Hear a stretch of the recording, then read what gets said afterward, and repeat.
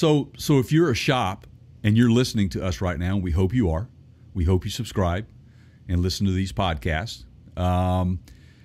If you're not a member, you should join.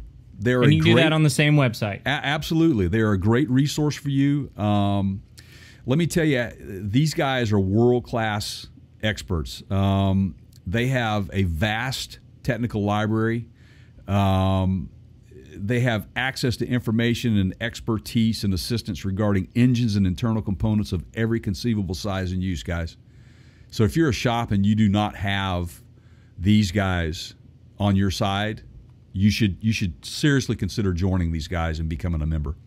Look, the AERA members, as a member, you're going to have toll-free access to 5 technicians 5 days a week, and they will help you find answers to tough technical questions coming from around the world. Trust me, these guys are there to help you out.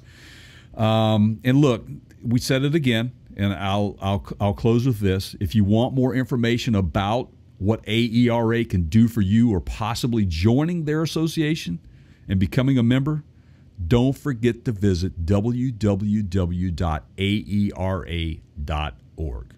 There you go. I love those guys. We are so happy and honored to have these guys sponsoring us. Indeed. Right now, and it's a pleasure to be talking about these guys. They're a big deal in this industry. So there you go. All right. So Hertz announced, kind of quietly overnight, earlier this week, I believe it was. Yes. That, and let me just pull up the article here, but Hertz, and we're talking about the car rental company, filed for bankruptcy. And this is kind of something that we all saw, coming, not specifically to Hertz, not that we said, hey, Hertz is in trouble. Hertz was actually in trouble before the coronavirus pandemic.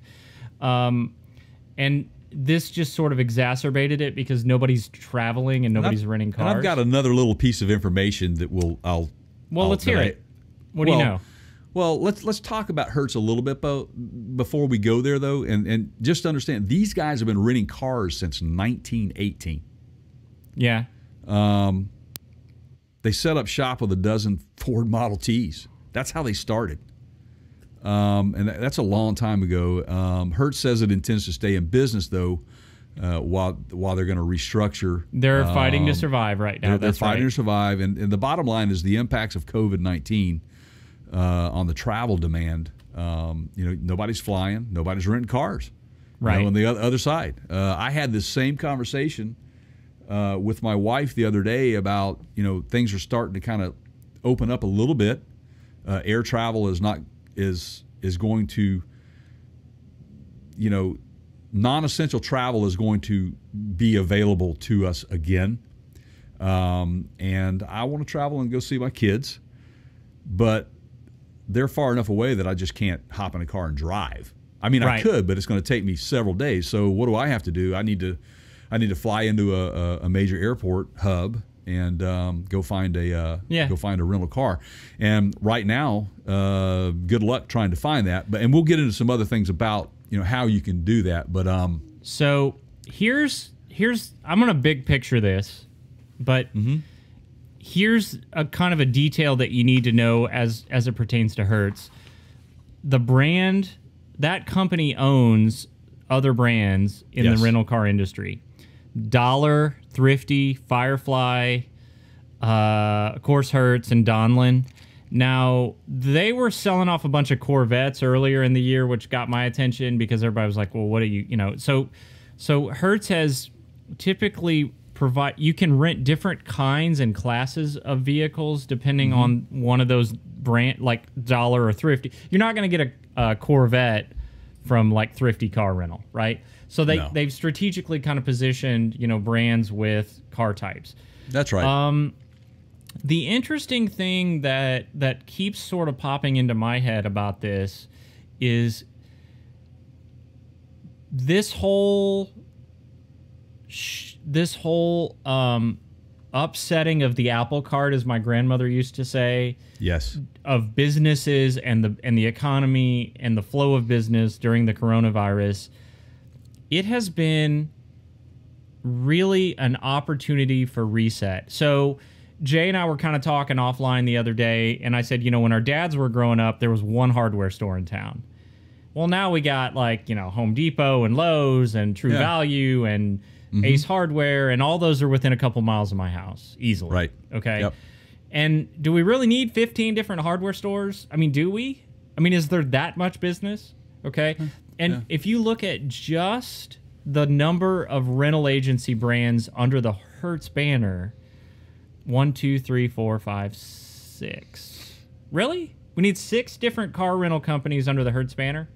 Right. So I think what we're seeing a lot of here, and I'm not saying this is good, but we're seeing a forced recalibration in the economy and the business industry, because where there were 13 or 15 restaurants within a mile of your house 5 or 6 months ago, that's now going to be recalibrated down to 4 or 5. Right. And it just is what it is. This is sort of forcing that issue, right? Yeah, I liked your analogy with that, retooling the assembly line, basically. Yeah, I mean, if nobody's buying SUVs, it's time to retool the assembly line and make cars. Or that's it. Or if you're Anheuser-Busch during Prohibition, make cereal, right? Right. I mean, and we're seeing a lot of these things, and the effects of this pandemic and how it's gone down and the economic impact that it's had. There will be good that comes out of this. Sure. There will be new industry. There will be innovative ideas that have come from this that will restructure the way we think about things or how we do things in the future, which is not always a bad thing. And then it may bring back some simplicity as well. Like, for example, you know, if we have to continue to socially distance for a period of time in our foreseeable future, guys, drive-in theaters will start thriving again. Yeah. We just have that as human beings. Well, we just have that need to go do things. Drive-in restaurants, like your old Sonic school has done well from the very beginning of this pandemic. Yeah, yeah. And so there is opportunity. So there is this sort of concept floating around that we're all on board the Titanic and it's going down and we're all just screwed, right? Right, right. But realistically, it is more of a retooling of the assembly line, you know? Yeah, that boat may be sinking, but there are plenty of little lifeboats that you can get on. And really, you got to find that opportunity. Now, look, this is bad news for a lot of people. I'm not saying it's not. There are companies like Turo, who I used to rent and review a Tesla Model 3. And you can rent kind of anything you want on Turo. It's an app, Turo. Yeah. And you go out, you put in, like, I want to rent a Jaguar F-Type, or I want to rent a Kia Optima. For me, my perception of that, I'm sorry, my perception of that, Keith, is it's like the Airbnb of car rental. That's exactly right. Or, if you will, the Uber kind of, right? Yeah. So losing some car rental agencies doesn't mean you don't have transportation from the airport, Jay, in your scenario that you talked about. You've still got Uber. You've still got Lyft. You've still got Turo. You can go on Turo and you can set a date and time and do it by city, and you can get a vehicle that you want. One of the problems that I always had with these rental car agencies, you know, at the airport parking lots is you rent a mid-sized sedan, and then it's like, well, you kind of got to play the lottery to figure. I mean, you could get a real turd, or you could get something super nice, right? Yeah. Or there's the one that, who is it? The company that does, like, basically the shuttle gets off and you all just, it's anything in the lot that you want, you just jump in. Yeah. You're all kind of the same. But then that's like Enterprise or something. Isn't it? Or? I think it is Enterprise. And then, but what happens is it's like all these guys pushing each other to get to the front of the shuttle bus when it stops, so you can be the first in line up. Yeah. No thanks, man. I don't want to deal with all that. You know, we talked about car lot sales. You know, like going to a dealership and you know, there could be some good for us people that hate the whole process, right? The leverage changes. You have more leverage now. You do. And see, I hated it going up to those counters at the airport where you have your reservation, and then you stand in line. Of course, you've got this huge. I have waited in those lines sometimes for 30 to 45 minutes. Right, because they've got, it's like going into a grocery store where they have 50 checkouts, but only 2 are open. What's the point? Right. Like, are you expecting to get busy one day and you're kind of building for the future or something? My favorite analogy of that is Walmart with 3 lanes open during the Christmas shopping season. Right? I don't get it, man. Okay, so when is it that you actually plan on using these lanes? Right. So yeah, and that's that whole process. Then you get up there, and you have a reservation, right, for a specific type of car, and they say, "Well, we kind of overbooked." That's like every single time. The whole Seinfeld. You know how to take the reservation. You just don't know how to hold the reservation, right? Is that what? That's it. Yeah. But I have that happen to me every time, and they're like, "Well, can we put you in this?" No. I wanted this. It's either this or the Corvette. Okay. So if you're, so if you are, an employee of Hertz, it is not good news for you. No, it's not. And this, again, just opportunity, right? Sorry, you were gonna say. Well, I want to get into, if you're an employee of Hertz, yes, it's not. And when you hear this. I ran across this part of this story, and I was like, "You gonna talk about the fleet cars?" Well, that's coming after this. We'll get into that after this. So do your thing, and then go right into let's talk about the fleet cars too. Okay, so this story popped up when I was trying to do a little bit more research on the background of Hertz and that sort of stuff. Right. This story broke just a couple days ago. Yeah. Before the bankruptcy, Hertz paid out millions of dollars in bonuses to its executives. A month after it started laying off thousands of employees. Yeah, that's kind of typical corporate dysfunction. That's what it says. Retention bonuses are typical for bankrupt companies that want to prevent their management from abandoning ship. But there's always awkward. They're always awkward. The company can't pay its employees or its debts to lenders, but it prioritizes payments to its already handsomely paid bosses. Yeah. They paid a total of $16.2 million to 340 executives on May 19. Yeah. Anyway. And they say they've got $1 billion in cash in the bank, so they're not completely... Did I just... It sounds like a lot of these other big corporations. I mean, they just all do this. And let's just no bail easy those way, guys out too. Well, there's no pathway through that, because if you completely give up, then you're gonna have your leadership running out the door, and then you have no vision for a pathway through it.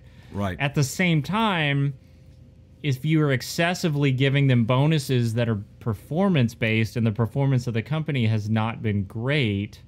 And to be fair, we don't know what their performance metrics are that these people are paid on. But still, it's like, well, if you're, if you can't pay your bills, then I don't know. It's not good. Well, it's a crushing blow to the industry, the rental car industry, period. This whole COVID-19. So in a bigger sense, it's also a crushing blow to the automotive industry. It is, and we want to get into that. And I actually got an email from fleets. GM. Yes.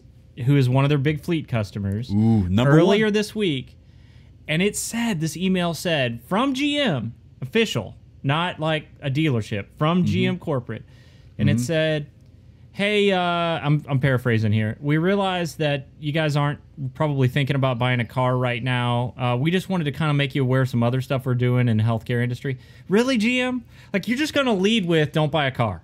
Right. Really? That's what you're going to lead with. We realize you're not thinking about buying a car. Well, now I'm not. Now that you said that, I'm not. Yeah, way to sort of plant the seed of not buying a car. I mean, this thing just has so many just little things. Actually, now's a great time to buy a car if you are financially stable. Absolutely, man. So just to kind of let you guys know how this thing works, though. The fleets. All right, and how impactful it is on the automotive industry, the the OEMs, your General Motors, your Chevrolets, your Fords. So Hertz themselves, they keep a fleet for 18 months in the U.S., okay? And their fleet right now consisted of GM alone. The percentage of that fleet is 21%, which equates to 560,000 vehicles that just GM alone. So GM's 560,000 vehicles in the United States that GM makes goes right out the door to Hertz. That's right out the door. Okay, so they keep the fleet for about 18 months, and they're in constant rotation. So about every 18 months, it's 100,000 vehicles. Yeah. Okay, that's in the U.S. alone. Now, every 12 months internationally. Now, don't forget, this is an international rental agency. Okay, so they're far-reaching. About 250,000 vehicles internationally. They wrote it's 12 months. Every 12 months, 200,000, 250,000 vehicles. So just put that in perspective. That's just Hertz. Okay? There are many other ones out there too, and I haven't heard of all the other ones that might be going down. But we'll see how that pans out. Now let me run down the list of who supplied Hertz, okay, and their percentages at stake, okay. So first of all, we already know GM's the one that's going to take the biggest hit. Period. The next one in line, our favorite, Fiat Chrysler. They make up 18% of their fleet. Yeah. Okay. Ford makes up 12% of the fleet. Kia 10%. Toyota 9%, Nissan 7%, and Hyundai 5%. Now, if I'm Hyundai, I'm licking my chops, man. Right. You're taking a lot less of a hit than these other guys, right? That's exactly right, bullet. Man. Yeah, so now you had mentioned earlier that GM is taking vehicles back from Hertz as a result of this. In other words, vehicles that they've already committed to Hertz and that have been like quote unquote sold. I have a theory on why that's happening. Would you like to hear that? Yes, I would love to.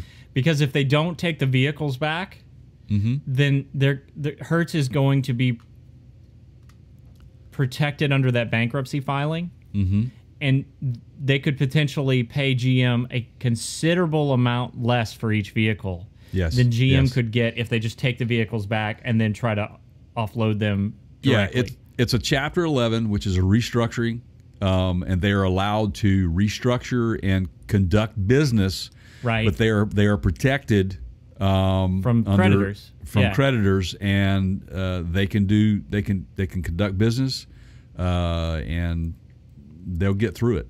That's what it's set up to do. So there you go. So again, just sort of, it's I realize it's upsetting to a lot of people in the industry. It's certainly going to have an impact.